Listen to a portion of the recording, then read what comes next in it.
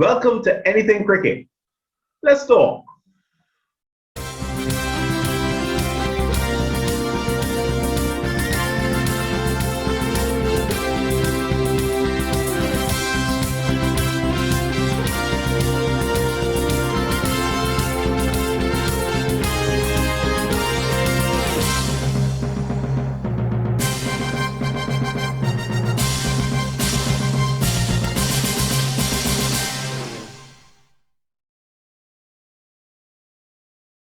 We've got a packed show for you today, but before we get into that, let me take the opportunity on behalf of the Anything Cricket Let's Talk team to extend best wishes to Sir Garfield Sobers, who recently celebrated his 85th birthday. In our show today, we'll be looking back at the three-match one-day international series between Australia and the West Indies, and we look forward to the T20 series, West Indies against Pakistan. We'll also be taking a look at women's cricket, what's happening outside the region to promote the growth of the sport. What do we need to do in the Caribbean to develop women's cricket? So lots to look forward to on this episode of Anything Cricket. Let's talk. Whatever the challenge that you face, you'll need effective insurance solutions. Look no further than IGS Insurance Brokers. We specialize in commercial, auto insurance, life, individual and group health, as well as pension packages. Our aim at IGS is to offer the best possible service to our clients and at the same time to be a credit to the insurance industry in Barbados. Call us at 242-7642. IGS Insurance Brokers. You can stay safe with us. Don't let annoying pests bug you. Lick them for 6. Omega Pest Control is the perfect solution. We are experts in termite and pest eradication, specialized mosquito treatments, foundation, residential, commercial, and industrial treatments. Call us day or night or visit us at our office located at Fieldside Drive, Long Gaps in Michael. Omega Pest Control. Call 425-5954, 231-6526, or email us at opcl@caribsurf.com.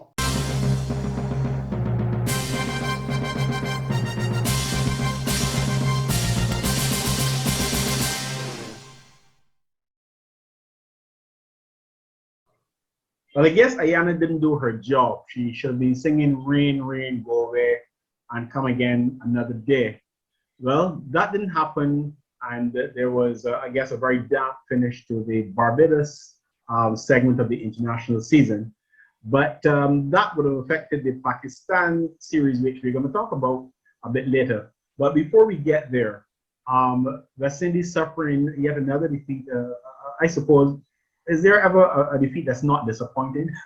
So it's maybe a bit of a cliche. Disappointing defeat to Australia in the one-day international series, which in itself had a fair amount of drama. Jason King, thanks for joining us. And let's start with you. Your reaction to the one-day international series between West Indies and Australia.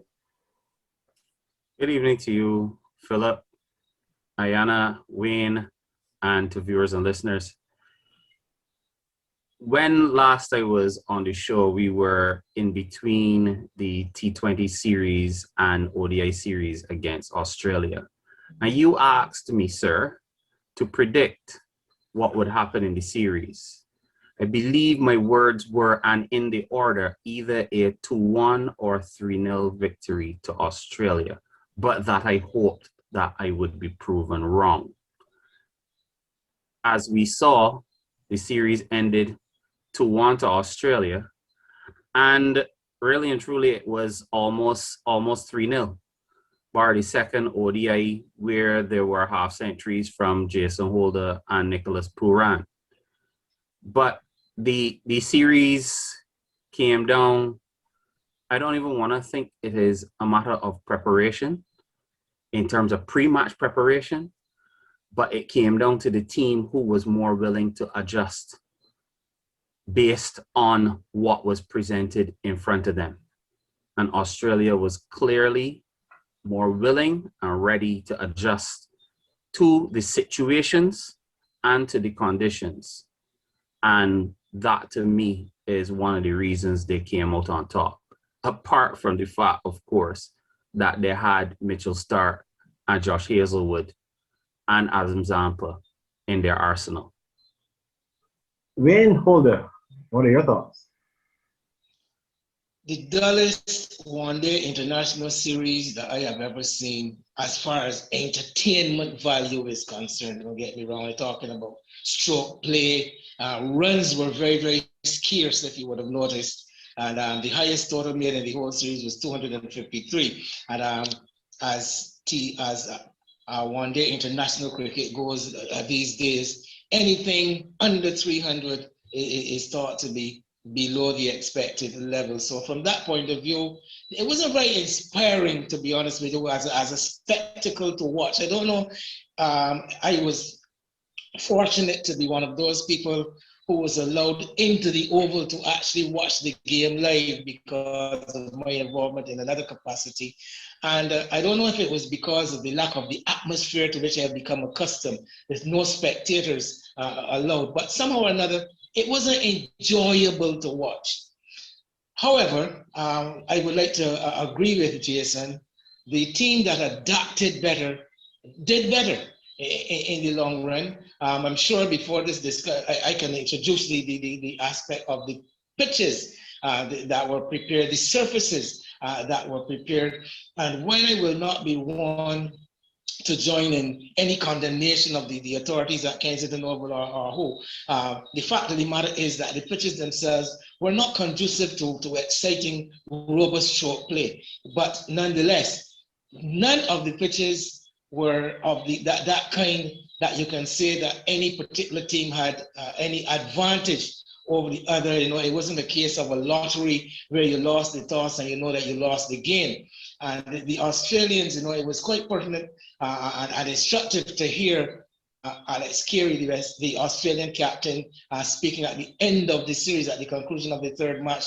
And he talked about learning from the previous two matches, seeing the conditions, and going away and preparing specifically for those conditions.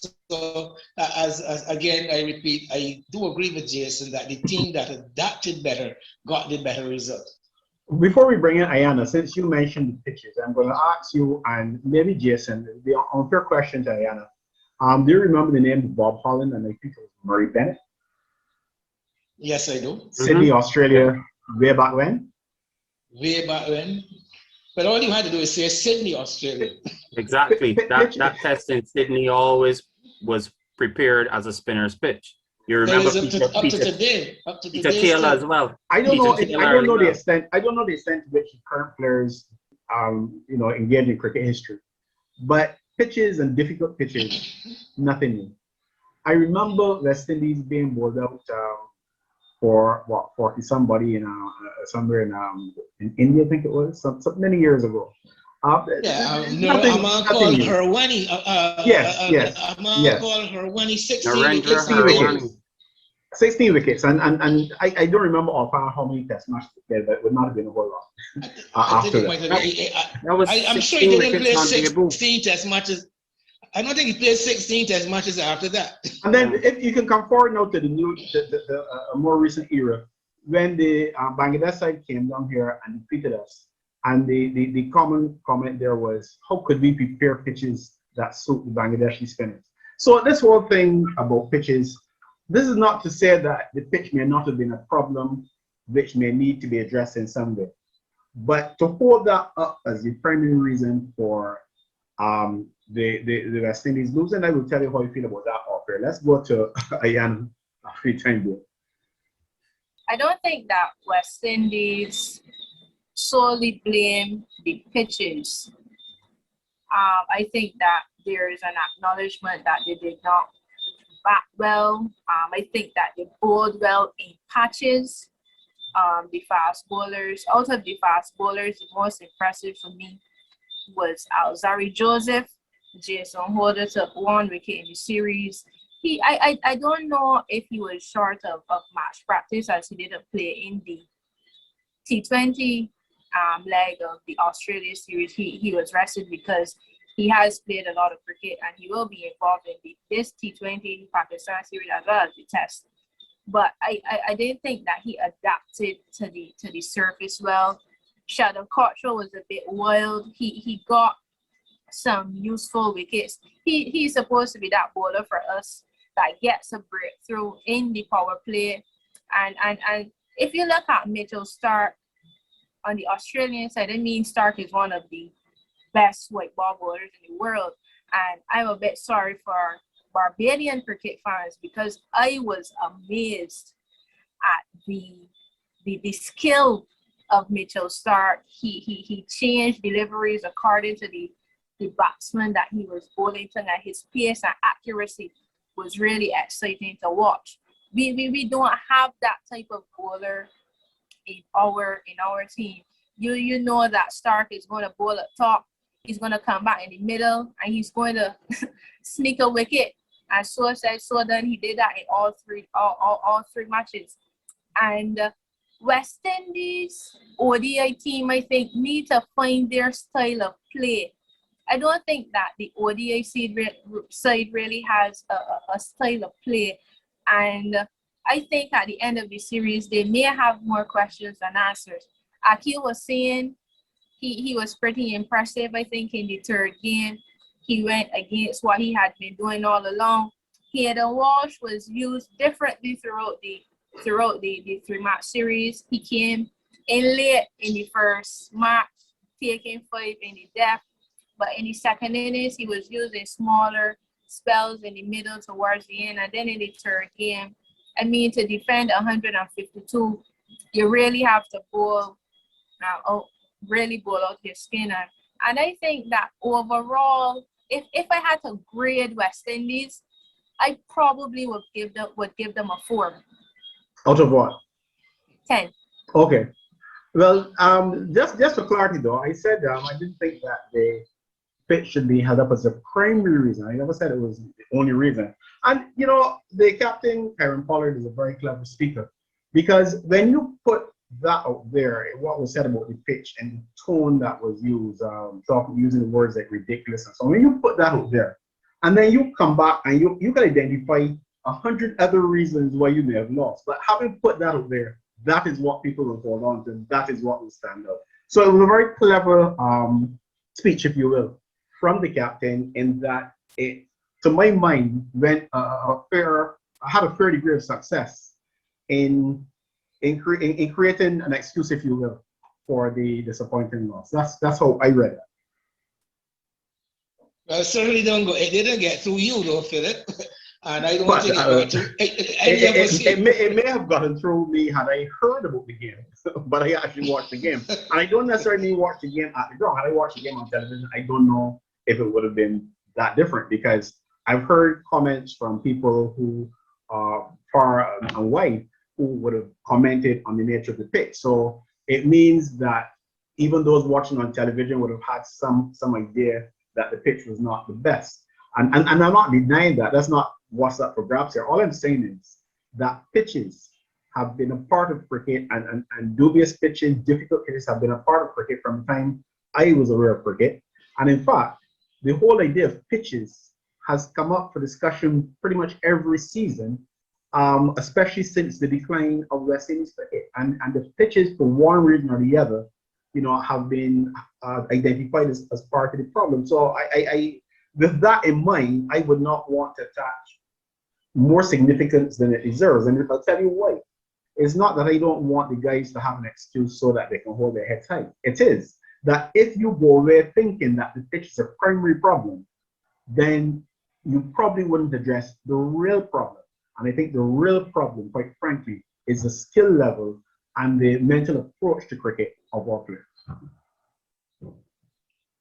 Without trying to belabor the point, though, I would still want to express some concern about the surface at Kensington Oval. This is not the first time that it has fallen short of expectation. Again, you talk about myself, you and Jason to some extent, about having that knowledge of the history of Kensington Oval. And we know that Kensington Oval, which we in Barbados brag as the Mecca of West Indies cricket, has not been living up to that name to satisfactory effect in recent years. And there is some concern towards the quality of the services that have been produced at Kensington over the past, let's say, 5 years or so. But even longer than that, right? Yeah, be that as it may. I don't know. I was actually thinking to myself, I probably would need to do a bit of research and look back a bit more. If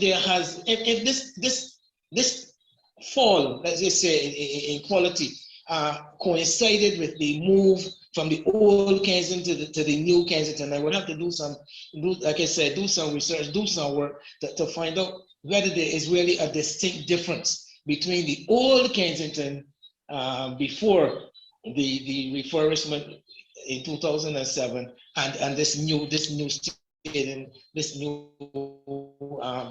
facility that we now have. Yeah, and I'll tell you, just before we go ahead to the Pakistan series, the World Cup is coming up. As far as I'm aware, it's not being played in the Caribbean. And as far as I'm aware, we're not going to have any input on the type of pitches that are presented. So I would hope that our players will have the ability to adapt to whatever they need in the same manner in which the Australians were able to adapt. And I'm talking about the T20 World Cup, by the way. In the same manner in which the Australians were able to adapt to the conditions here at Kensington in this 50-over competition, this one-day international series. And if I may hold on, if we may hold on to this subject for a bit longer, I was privileged to speak with a person very, very deeply involved in the series, who was part of the bubble, and a West Indian person, and he was telling me that in conversation with the Australians, they were saying how much they enjoyed having the challenge of playing on different pitches and having to do that adjustment and that adaptation, and that they did, rather than bemoan and complain. The Australians were taking it that here was an opportunity to play a different game, and to experience different conditions, which we also heard the captain speak about afterwards, whereby he was saying it's good practice coming for the upcoming T20 World Cup, which will be played in the United Arab Emirates. A host of cricket to be played on those pitches, and there's some anticipation that by the time the World Cup, not only comes around, but let's say by the second half of the World Cup, those pitches will be getting very, very tired, and you may have some very similar conditions to what prevailed at Kensington. The way we batted, it's an ODI series, 50 overs we had to bat. And in those 3 games, we were 27 for 6, 72 for 5, and 75 for 6 in the 3 games. At no point were we off to a flyer. Were we in a comfortable position when we batted the first part of our innings. So therefore, we were constantly under pressure. And were the wickets lost because of the pitch? I don't think so. I think a lot of it had to do with poor shot selection and also an unwillingness to be patient and apply similar attributes that would have been required as an excellent test cricketer. It required that kind of batting, even if it was just for 10 or 15 overs. We didn't make 240 in 50 overs, where we could then say if the pitch flowed more, we would have been able to add another 50 or 60 runs. We just gave our wickets away. We got impatient. We tried to hit the ball off the ground as if we were playing T20 cricket, and then laying some of the blame to the wicket. It may not have been the best, but it certainly is not the worst that a West Indies side has ever played on. None of the 3 pitches. All the more reason why we need to learn to adapt. When we come back, we talk about the Pakistan T20 series. Whatever the challenge that you face, you'll need effective insurance solutions. Look no further than IGS Insurance Brokers. We specialize in commercial, auto insurance, life, individual and group health, as well as pension packages. Our aim at IGS is to offer the best possible service to our clients and at the same time to be a credit to the insurance industry in Barbados. Call us at 242-7642. IGS Insurance Brokers. You can stay safe with us.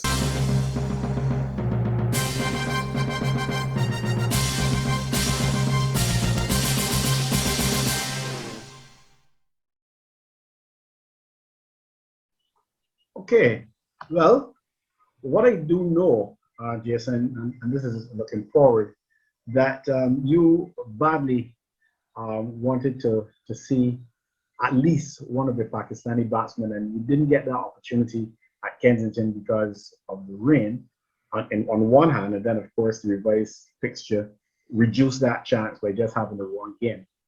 And maybe you may want to start your preview, with that admiration you have for one particular Pakistani. What do you expect from him during this series? Babar Azam. 2 words. My face lights up when I talk about him. I followed him from youth cricket, from the time he played in the Youth World Cup some years ago. He is a class act, to use a term widely used in Barbados. He, as my father and I discuss often, and we summarize it to that, he bats properly.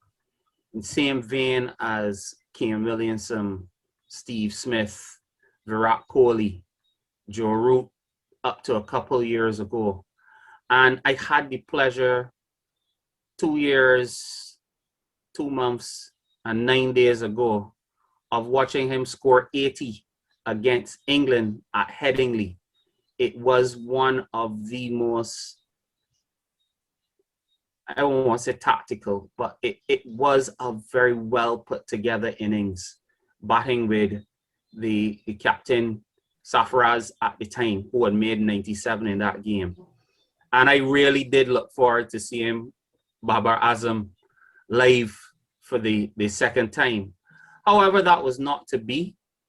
And we look forward to the rest of this T20 series, which is preparation for the T20 World Cup. What I have not yet done, which I do intend to do, is do an analysis of West Indies' performance in series leading up to the T20 World Cups, which we won, and to the T20 World Cups, which we did not win, to see if there's really and truly any impact from the performance in a series. I personally don't think that a batsman can be in T20 form. And when I say T20 form, yes, you can be in batting form, but there's nobody's going to put down and can be confident that a particular batsman is going to score a significant amount of runs in a T20 innings on any given day. There's so much risk associated with batting in the game, etc. And as I've said before, 2 overs can change an entire game, either which way, whether it's with the bat or with the ball. So it's such an unpredictable game. And the series, yes, while it is important to get some game time in, we are not necessarily certain that all of our players will be fit for the T20 World Cup. This looks like the nucleus. We would have had to, I believe, by now submit a provisional squad. So these are the members of the squad that we are looking for. But is Pakistan the best judge to determine, was this Australia side we just played the best team to judge our performance against? We have a team which can win the game on any day. It's very, very difficult to predict a T20 game and therefore a T20 series. So I tend not to to do any predictions when it comes to those series. But it's always good to win any international series that you play. So I wish the West Indies well and hope that they're going to Guyana at this time of year can get the 3 games in and can win all 3 of the games and come out on top as they did against Australia. It will give them confidence going into the World Cup in Dubai. Ayana, you were quite excited by the performance of Mr. Stark. We just heard, Jason talking about Babar Azam. What are you looking forward to in this series between West Indies and Pakistan? I'm looking for consistency. I think that's one of my words. And I will admit I was a bit disappointed as well that the rain fell and we didn't get a game. And I didn't get to see Babar, one of the girls involved in the operation of the game, said that she wanted to call him downstairs to just play a couple of drives in the rain. And I mean, and you know the player you're dealing with, you can understand why.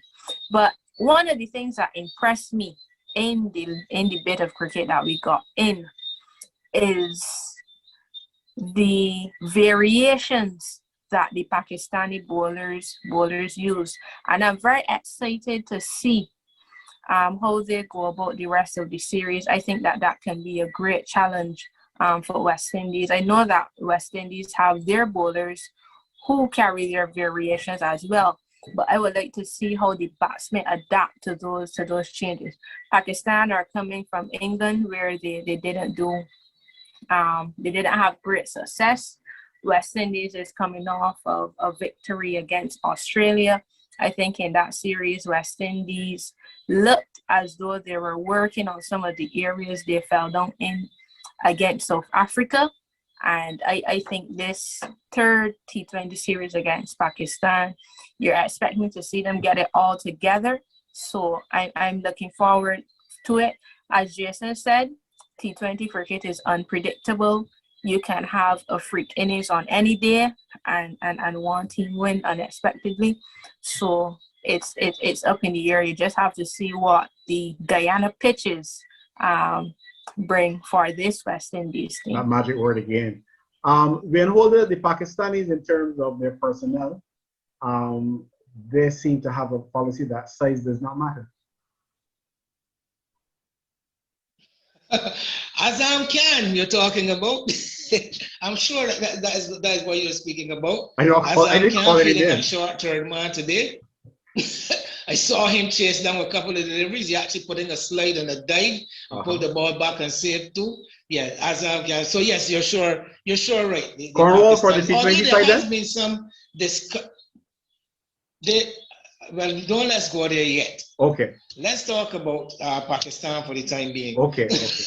Yeah, you were saying. The Pakistanis, yes, there was some discussion along there. But yes, what I'm saying is that fans should really prepare for some surprises. You are pitting 2 of the most mercurial cricket teams traditionally against each other. Pakistan, we know, can be absolutely brilliant one day and certainly abject poor another day, or even sometimes in the same day. The West Indies, on the other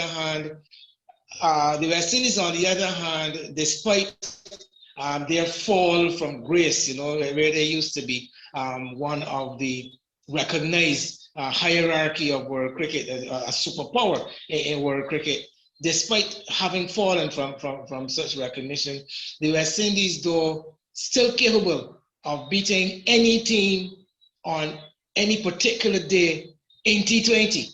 Again, the others have pointed out T20 cricket, the nature of T20 cricket only requires a one performance, one small passes of play to sway the game one way or the other. So I think we should look out for some surprises with these 2 teams meeting, and it's going to be very hard to call as far as I am concerned. Ayana mentioned the area of the nature of the pitches. We're going to Guyana, where it has traditionally been one that favored, not fast bowling for sure. You know, spin bowling. Although the Guyanese pitches are known to be very batsman friendly, if anything. But what we saw, the little we saw of the Pakistanis in the field in that washed out match suggested to me that they do have somewhat of a formidable bowling attack. You know, Hassan Ali displayed some change-ups, you know, with the changes of pace. He pulls the ball down, he bowls back of the arm, he bowls the fast off cutter, and he's got some good speed. The youngster that struck Landell Simmons in the neck, Wasim. I was watching him in England on the England leg of the tour, and he's a very deceptive bowler. You know, he doesn't seem to be that quick, but he is actually quite slick. He is quite slick, Mohammed Wasim. So I'm quite excited. I'm going to be very excited to see how the Pakistani bowlers go. Shaheen Shah Afridi, another one of those very impressive young bowlers that Pakistan have been able to bring through. There's Fakhar Zaman with the bat. We saw him do some damage in earlier series against Pakistan.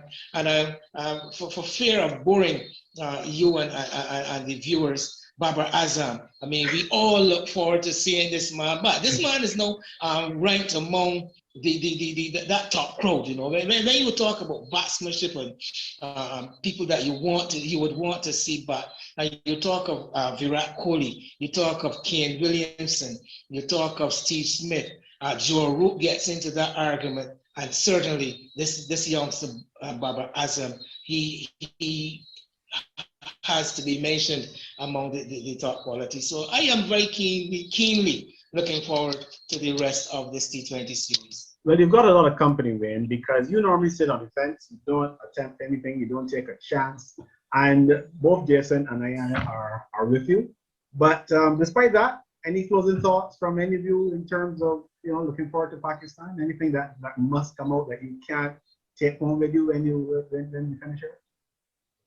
Surprised that nobody picked up on a little stat for today, that we had a son playing at a ground today for the first time that his father would have played at some 33 years ago. No, it's one that we didn't pick up on. You know, we want to leave something in Usman Kadir. I'm just remember it's me that's mentioning it, though, Philip. Right. So that was part of it. There's no evidence. There's no evidence that you actually remembered it. You're doubting me?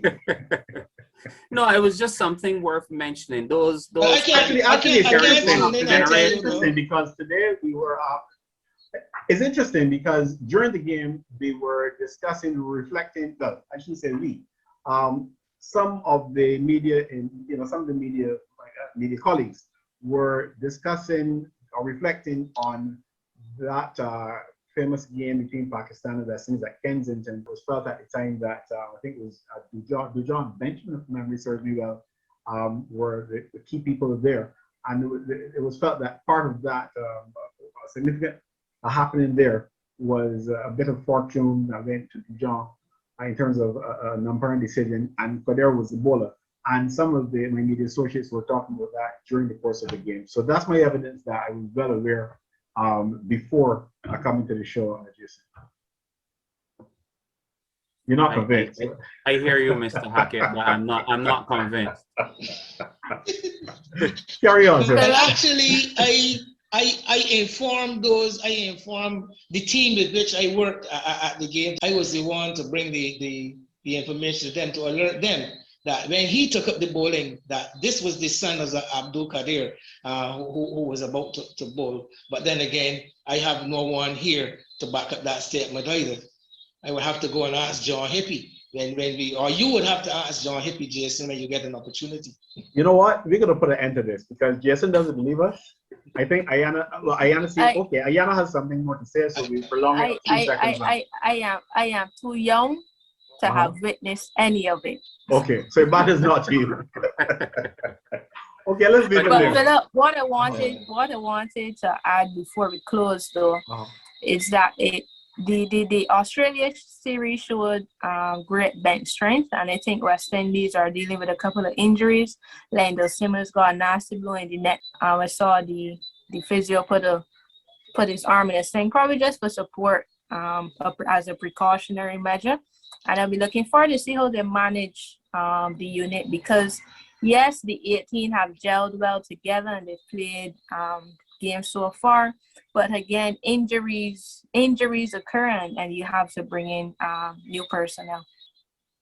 A talking point that I'm sure is going to develop before the end of this series. Ayana just alerted me to it when she mentioned Landell Simmons. Let's say, for instance, may not be available to play this weekend coming up in those two games in Guyana. Chris Gayle at number 3. That has been the topic of a lot of debate. Is it working? When do we think that we have seen enough to suggest, yes, we want him, no, we don't? And now with Simmons possibly not being fit for the next match, maybe we can see Gayle back at the top. Jason, I'd like to hear you on that. Wayne, sometimes there are battles that you pick. It is clear that the selectors are interested in having Chris Gayle be a part of the team for the T20 World Cup. And based on the fact that he's been batting at 3 for a bit now, it gives me the impression that that is also where they want him to bat. Maybe it is in the event that we lose a quick wicket, he's still somewhat of an opener. Or if we do get off to a flyer, he can then come in and continue, unless you then promote Russell. But you will have to admit that Chris Gayle, whether some may like it, some don't, there is a bit of a fear factor that he can provide to opposition, because on his day, if he gets off, he's still capable of scoring 50 in less than 20 balls and 100 in maybe less than 50 balls on the given day. And there's no way of predicting that particular day. But they know that they will not be able to bowl loose to him. So therefore, that is part of what the strategy is, it seems, going into the T20 World Cup. I will say, there is a significant amount of depth in the squad in terms of those who can give us those match-winning performances. The question is, can we get them to guarantee that 2 or 3 batsmen will come off on any given day, or 2 or 3 bowlers will put in exceptional performances? That's the way to win the T20 World Cup. The series, somewhat, you can have someone performing in multiple games, but it's a bilateral series. Which one at this point is more important? Is it the bilateral series or the T20 World Cup? I dare say it would be the T20 World Cup, and that's where the focus would be. But Chris Gayle is here for the T20 World Cup. I have been quite convinced of that, and I'm not going to lose any sleep over whether he should be in the team or not. Thanks, Jason. Thanks, Ayana. Thanks, Wayne. Certainly very interesting thoughts they shared.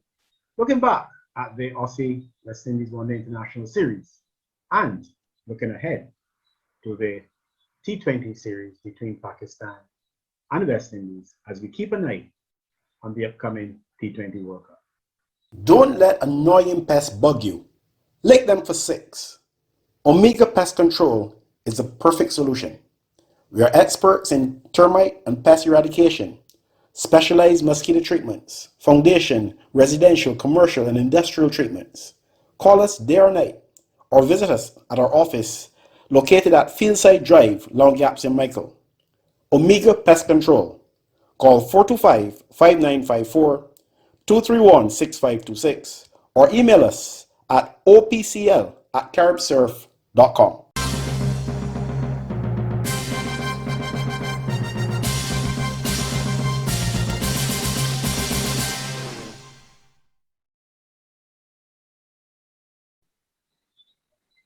Well, a year ago, we were a bit down-spirited because there wasn't a whole lot of cricket being played and the future seemed very uncertain. Now it seems as though every time you look around, there's a cricket match. And the women, well, they can't complain either.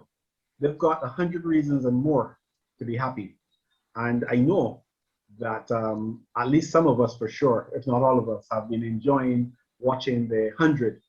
And I understand that some of us have been enjoying watching the women's 100 more than the men's 100. Ben Holder, Ayana Holder, and Hartley Reid. Is that a fair statement? No. In my case, yes, it is very much a fair statement. I am the one on record as having taken the position that I do enjoy the women's 100 even more than I do the men's. And it didn't actually start there for me. Somehow or another, I think that T20 cricket and now the 100 is a ladies' game. There's a kind of beauty and grace associated with women, a finesse I find when women play T20 cricket, or let me say the shortest version, the shorter versions of the game. And to compare with that, I find that the men's game sometimes could be brutal, a lot of raw power and lots of strength. But yes, I do enjoy seeing women play T20, 100, whatever those shorter versions be. And I say so without any apology. Well, I don't know why we need to apologize. I mean, Hartley, they very well agree with you. Although, gentlemen and lady, West Indian cricket is T20 cricket, and I would say the shorter formats is all about power, we've been told. Well, it would be insulting to Wayne for me to try to say anything other than what he just said, other than ditto, because I am a lover, an unapologetic lover of purity of cricket. And similar, I loved women cricket just because what Wayne just stated.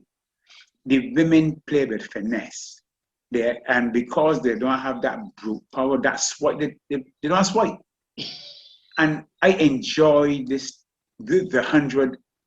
When I heard about it as anything for the first time, I was rather skeptical. But watching it, unfortunately enough for us, it is showing immediately before the men's 100. So they are having they're there at the cricket, so to speak. And they are not letting us down at all. And I do not know if the all of us know, but John Shepherd's daughter is involved in this at the 100. That black lady who is doing the cover, that is John's daughter. And I'm very proud because to see that she is also in the setup and is also a success. And I am so happy to see, and I'm looking forward to see the development where one day is coming very soon, we would have the women standing in their own right, having a franchise format where we can enjoy it similar to how we watch the CPL and the IPL. Well, normally we don't leave the ladies for last. And it's very ironic that we're talking women's cricket and Ayana is the last. But let's say we keep it the best for last. Philip, I am a little embarrassed because over the last week it's been pretty hectic for me, so I haven't watched a full match as yet. But 2 innings have stood out to me so far. The 2 innings by Jemima, well, 3 actually. Jemima Rodriguez twice. She was dropped from the Indian T20 team and she was a bit down on confidence. And it was pleasing to see her come into the 100 and get some runs. And another Indian, Smriti Mandana, she scored a really brilliant century a couple of days ago. So those are the highlights for me. Hopefully, now that cricket isn't in Barbados anymore, and another project I've been working on will be wrapped up by the weekend, I will have a little more time to catch up on the cricket. Hardy may have to explain to Ayana about John Shepherd. I thought when she said she was a bit embarrassed, I thought she was going to say she didn't know who John Shepherd was. But you have to explain to her. You said John Shepherd just now. I know Will and I, we're very familiar with that name. We're very familiar with seeing him. But I would bet most things that Ayana, even if she knows who we're talking about, would never have seen him play. Oh, an outstanding Barbados. He's from the north, down St. Andrew, to be exact. But John Shepherd would have played for Maple. Then he played for Barbados. He played for the West Indies. But he has made his name really for Kent. I think, Wayne, you could help me. He would have played for Glamorgan also in his latter days. But I know he played most of it. And right now he's still in Kent. And if I may add now, right here, he has helped Miguel Cummins. Miguel Cummins had a stint in for Kent, and he was introduced to Miguel, and Miguel told me that almost every day they were in conversation, because that's the kind of person John is. And when John comes to Barbados, he and his wife Sue, I had the privilege of entertaining them when I was on the board. They would sit at my table in the president's suite, and a very lovely set of people. So yes, John he himself a very polite and wonderful, and an ambassador for Barbados in the United Kingdom. Yes, a right arm, medium fast bowler, and Laura the batsman. Wayne, what would be some of the highlights for you in the 100 so far? And we're talking primarily women's 100. The Indians have really caught the eye. A number of those Indians, Ayana talked about Mandana, and then there's also Rodriguez. Verma has not really taken off as yet, but Harmanpreet Kaur, the very experienced, now veteran Indian player, she has also been in the limelight. The West Indian girls haven't done too badly. Hayley Matthews has had some good outings. Stephanie Taylor, she's been winning quite a lot and contributing to a couple of wins. But one of the outstanding features of women's cricket, Hartley, and I'm sure you're going to agree with me, the wicket keeping has been something out of this world. Superb. Amy Jones from England, I mean, she is one of the best in the world. Let's let the two wicket keepers continue. Just say that. Carry on. Amy Jones is one of the best wicket keepers in the world, and this has nothing to do with gender.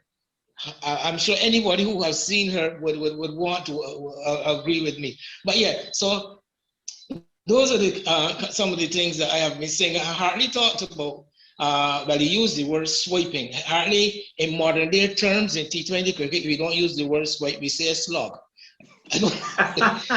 Okay, so this slog sweep really is really a swipe sweep. You think if you use the old time term, it'll be a swipe sweep? Well, not necessarily. It is a shot that you can see some deliberation in some of the players. But I've seen some batting in T20, and I don't know how many of you have seen Andrea Russell bat. Andrea Russell plays a variety of shots in T20, including some swipes. So what you see Andrea Russell doing sometimes could be swiping. Okay. What I see some of the other players doing when they get down on the knee and they play the slog sweep, it looks like a cricket shot at least. But you know, Wayne, what has really come of age with women is the reverse sweep. They do it with ease. Well, yes, I mean, I actually saw some very powerful reverse sweeps also. We talked about the finesse with women play, but some of them do have some power, and that reverse sweep has become quite a feature.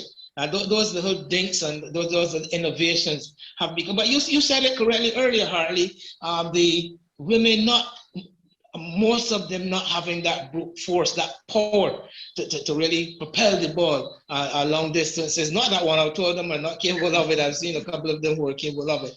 But because of that, they have had to improvise quite a lot. more than the stronger men normally do. Ayana, and I'm going to throw this to everybody, but we're going to start with Ayana, maybe to make up for the last time. We've been watching the 100, and we see what other countries do in terms of women's cricket. What, if anything, can we in this part of the world learn that could help us take our women's cricket forward? Well, I think that one thing that we can learn is that success doesn't happen by mistake, but it happens by investment. And if you follow cricket, I think you should write that down, Ayana. Yes. You need to write that down because you need to say that again and again and again. So don't forget that. At least we're recording it, so it will be. But that's true. But yes, Australia, England, and India, New Zealand in particular, I think that they have really paid attention to the grassroots. I remember a couple of years ago, a team from England and Wales came on a women's tour. They were under 19. It was a mixture of youth and some adults in the squad. And the lady that scored for them, her daughters, a twin, were playing. And she was telling me about how much cricket they play on weekends. They had, I think one is a batter and one is an all-rounder. I can't remember exactly. But they take it so serious. One had a couple of centuries. And you see now that England, with that foundation, are able to have a franchise tournament such as the 100 and able to welcome other professional players from all around the world. We have our two professionals, Deandra, Haley, and Stefani, who can bring knowledge back. And I think that we, this part of the world, we need to lay that foundation because it's the only way we will see those results, consistent results at the international level. Well said. In fact, our problem is that first and foremost, cricket West Indies stop playing test cricket, women test cricket. In fact, it surprised me in some of my chats that persons weren't even aware that West Indies women played test cricket because of 2005 was the last time. And I do not know, I have been trying to find out who took the decision, that bold decision to stop women from playing test cricket and only concentrated on the shorter versions. Because now we have a situation, and because they did that, they have just pushed cricket further and further, women's cricket, further and further away from the public's eye. So we have gone so far back now that the Cricket West Indies now have forgotten that they have something called the women cricketers, and that they have a duty to women's cricket to promote it. So we have nothing. So our territories, Barbados, Trinidad and Tobago, a lesser extent, Guyana, and Jamaica. But I do not even know what is the latest position with Jamaica. I know Trinidad still having their cricket. I do not know what is happening in Guyana. And for sure, nothing is happening in Leeward Islands. The Windward Islands might still form a team. But we have to be ashamed. Anybody in Cricket West Indies who is not ashamed of what they are seeing now at the 100 or the 100, and to recognize that we only have Deandra, Haley, and Stephanie. They are the only three players. But for you and you know our women, and you know that we have some women in Barbados that who can really do justice in some of those teams up there too. But there's no exposure. And the BCA has to raise their hand and accept and apologize to the whole of the Caribbean and Barbados in particular for what has happened to women cricket. Well, from my end, yes, from my end, you asked what we can learn from the 100. and of course, advertising the game. This 100 tournament has proven to be a perfect medium for advertising women's cricket. I mean, cricket is already established in England as one of the major sports, but the emphasis on getting the women involved, I thought that is one of the things that we would have to learn. My two colleagues have taken some rather extreme positions. One talks about investment, the other talks about involvement at the very highest level. And I would have to fit somewhere in the middle there in saying that the main requirement from our end right now, though, would be to get women playing cricket and get women playing cricket. Seriously, we need numbers. We need, and I think we need to start from the bottom and come up. You know, Hartley talks about Test cricket. We place a lot of emphasis on our women's international team, and we saw that necessarily could be a dead end, whereby we raised the team. I mean, that team that won the Women's T20 World Cup in 2016 didn't happen overnight. It was a concerted effort to raise that team. But once we got to that team and we got to the pinnacle, there was no backup. So when those girls, those ladies began some of them began to age and began to fall off the pedestal, there was no one there to replace them. And then we found ourselves going right back down to, almost heading back down to the bottom of the pile. And now we're trying to revive it again by starting at the West Indies level again, starting at the top. I remember the late, I don't want to call Frederick Smith. I didn't want to call him by his nickname before he got his correct name. And I remember him always used to be one of those people who would tell you the only person who starts on the top is a grave digger. And we really need to harness, to harvest. I think that's what we need to do. We need to get out there somehow or another and harvest some young girls, young women into this game to produce some numbers and really spread the game to keep it growing. Okay, I mean, that is the duty of the BCA has and I can talk about BCA. I am not going to speak about the other territories, but I can speak about the BCA. The BCA has a cricket operations, a full staff in cricket operations.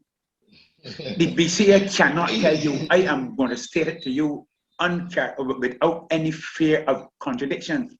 The BCA cannot tell you where the girls who would have played the last 5 years in the primary school competition, when they have now moved on to secondary school. They have no idea where those girls are. Nothing has been done to our cricket. I continue to repeat though, you know, when I hear about schools and particularly, I immediately tell myself that there has to be some involvement at the government level. There's the Ministry of Education, of course, who really will be ultimately responsible for the schools. Then we have the National Sports Council, also a government agency. And I always figure that the Barbados Cricket Association need to take a lead.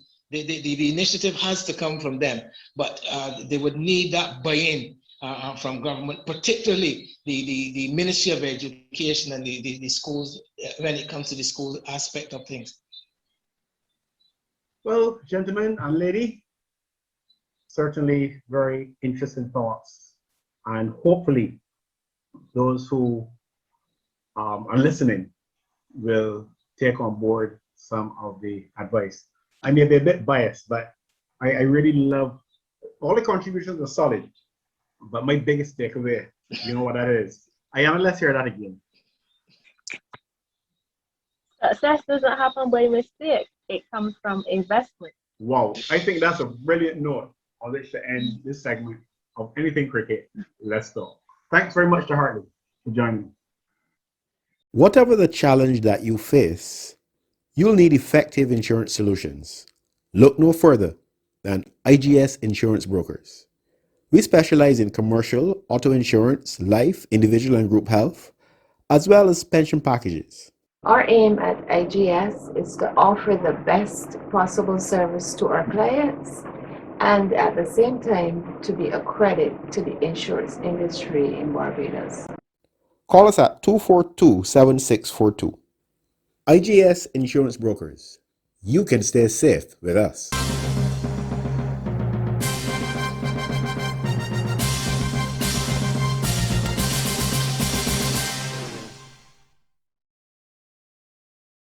Rawle Brancker, the former Barbados and West Indies cricketer, passed away recently. A sad loss indeed, as he was an iconic figure in cricket administration, and also in the world of business in Barbados. On behalf of the Anything Cricket Let's Stop team, I take this opportunity to extend sincere condolences to his family and close friends. One of those friends, Tony King, himself a former Barbados cricketer, shared with us some memories of his experiences with the late Rawle Brancker. Like so many others, I'm saddened at the passing of my colleague, Rawle Brancker. I joined the Empire team in 1962 when Rawle was captain. And Rawle was captain of a very formidable Empire team. There were people like Sir Everton in the side at the time, Francis Scott, Charlie Griffith, Eric Jones, Anton Norris. A lot of people don't know he was a good fast bowler. Lionel Williams and some others that I don't recall immediately. It was a very good time for Empire Club. Rawle captained the side very well, and Empire at that time attracted so many people to the club. I mean, fans on Saturdays were all over the place because there was a high standard of captaincy, there was a high standard of cricket played by the clubs, Empire Spartan especially. But a lot of people are not aware of his contribution to Empire Club, and that's what I think his legacy will dictate. Rawle was very instrumental in the erection of a new clubhouse. I remember his going out and getting all the plans done and was very involved in a lot of the fundraising events at the time. And for that, I think he should be remembered, and that should be commemorated somewhere in the club, because a lot of people are not aware that he, more than anybody else at the time in the early 70s, was behind the real fundraising effort, the effort to move from a clubhouse that had outlived its usefulness, and certainly made Empire's premises much better enhanced with a new clubhouse that we are still proud of. That was not all that he was famous for at Empire. Empire Club had some problems somewhere in the 80s, and Rawle came back as interim president. We sort of suspended the constitution and decided, look, we're going to have to try and pull the club out of the mess. We had run into some financial problems, and somebody had to rescue it, and he did a remarkable job for the period when he acted as president. But what I remember him for, Brancker was a fun stick. Nothing ever seemed to upset him on the cricket field. I never saw him get really angry. He enjoyed the game he was playing in. He always was the man on and off the field that made pressure disappear. On the field, however, difficult situation, he was always optimistic that we will get the opponents out. And he, as with his left arm stuff, I remember many a day, he bowled from one end for half of the day. Charlie Griffith bowled for the whole of the next, the whole of the same day, and really kept things tight. He was a remarkable player for the team. He was a team man. He played his heart and soul out for whatever team. I toured with him to Guyana as a schoolboy, Trinidad, Jamaica later in the early 70s, and Rawle was the fun stick. Though taking it seriously, he provided light entertainment for me. He could always tell a story. He was brilliant at storytelling. And I remember many evenings, members from other teams stayed on till 8, 9 o'clock after a game just to be entertained by himself and later Andy Simmons. And he really made life interesting. I remember also things like letters that he wrote to myself and my business partner, Mark Norville, when we achieved maybe the first 5 years, first 10 years in business. He always wrote a letter of encouragement to us because he was aware of the difficulties many black businesses in Barbados had. And he often gave us that encouragement. It's a pity that in the end there were some difficulties coming to him, but he served his purpose and gave some of us black businesses the encouragement to really try and make it. Rawle, we'll miss you. Rest in peace and rise in glory. Thanks very much to Tony King.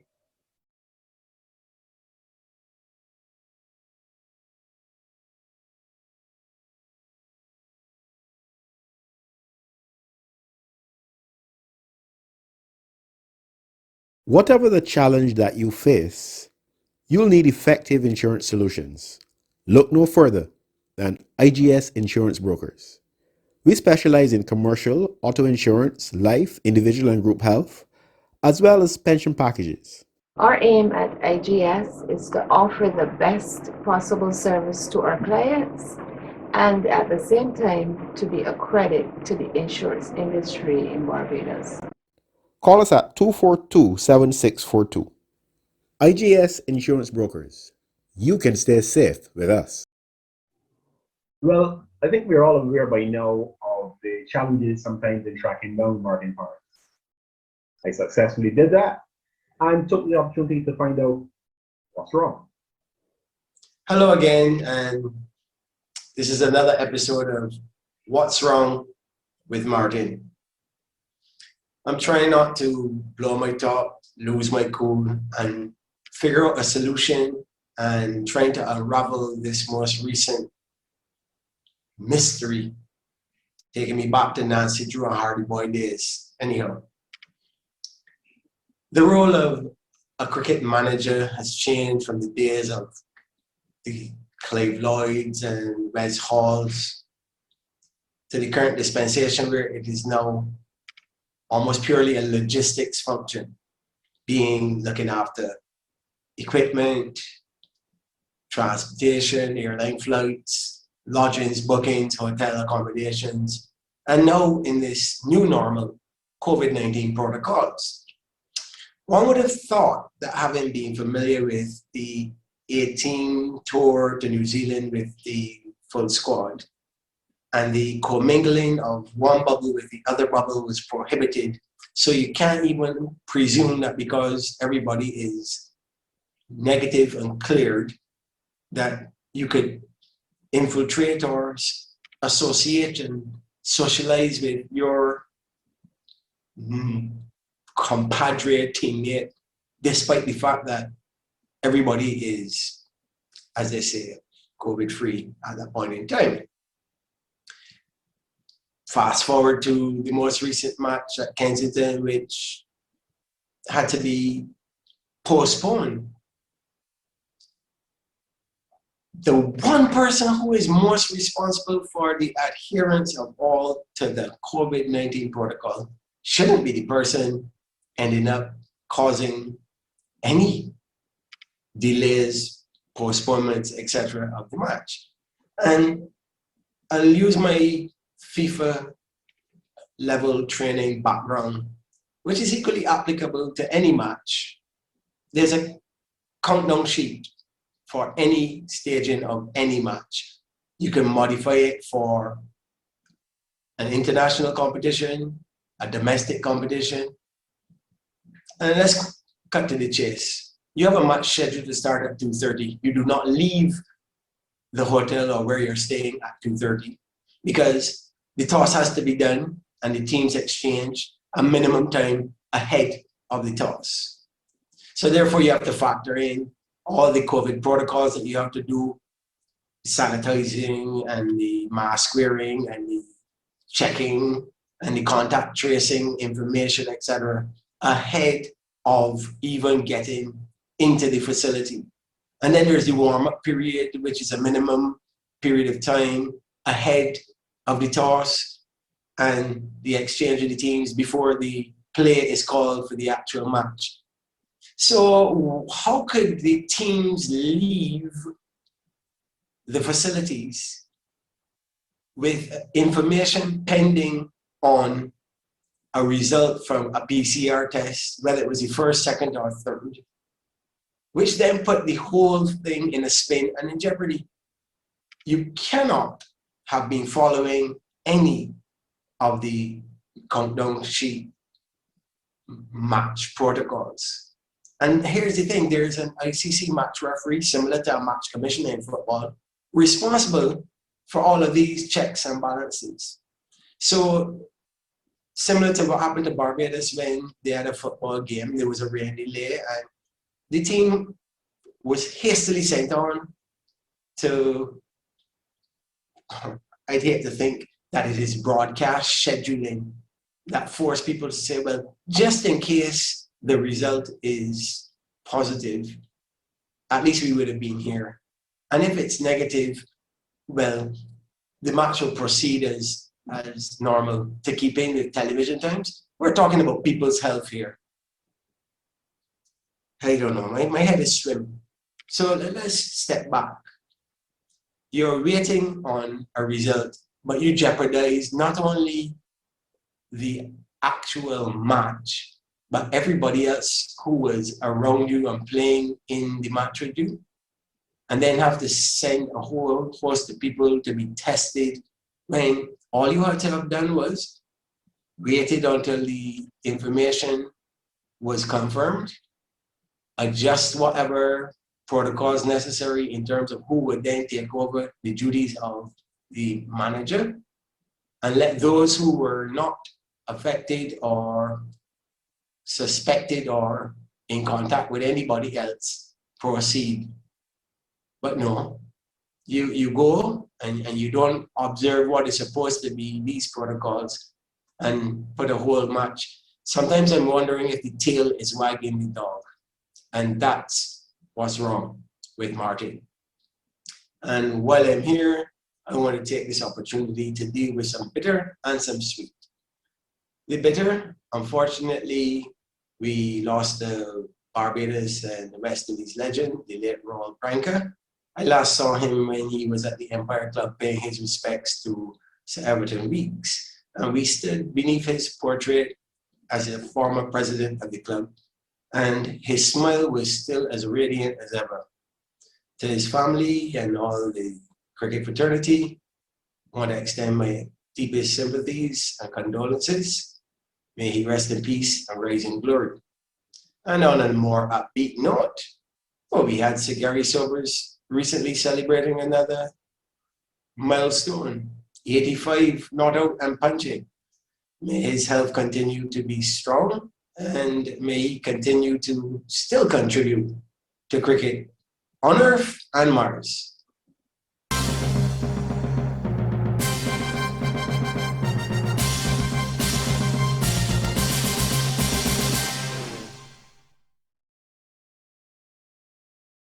Rawle Brancker, the former Barbados and West Indies cricketer, passed away recently. A sad loss indeed, as he was an iconic figure in cricket administration, and also in the world of business in Barbados. On behalf of the Anything Cricket Let's Talk team, I take this opportunity to extend sincere condolences to his family and close friends.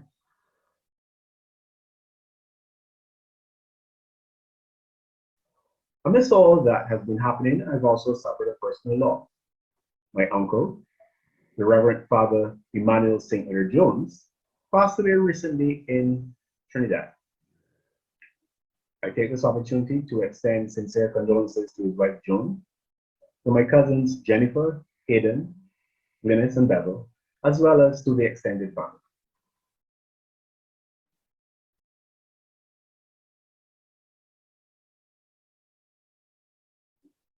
That's our show. Thanks for watching. Join us again soon for another episode of Anything Cricket. Let's talk.